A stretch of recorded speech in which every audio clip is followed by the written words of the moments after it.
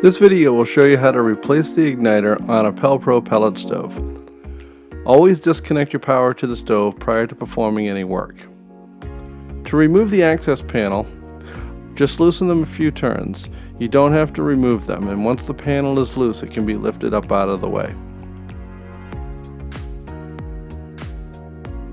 Locate the two mounting screws for the room blower that's just beneath the controller.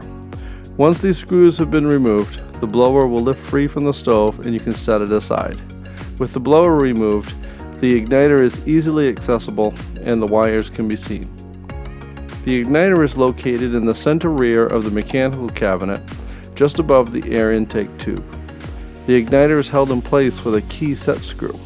Loosen this key set screw and the igniter will pull backwards out of the mounting cradle.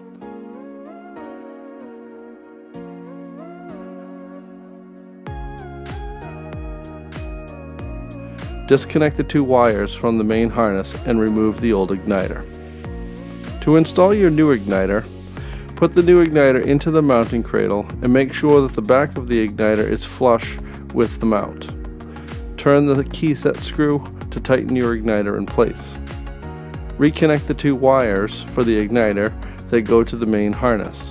Reinstall your room blower and then reinstall the access panel, plug in your stove, and you're done.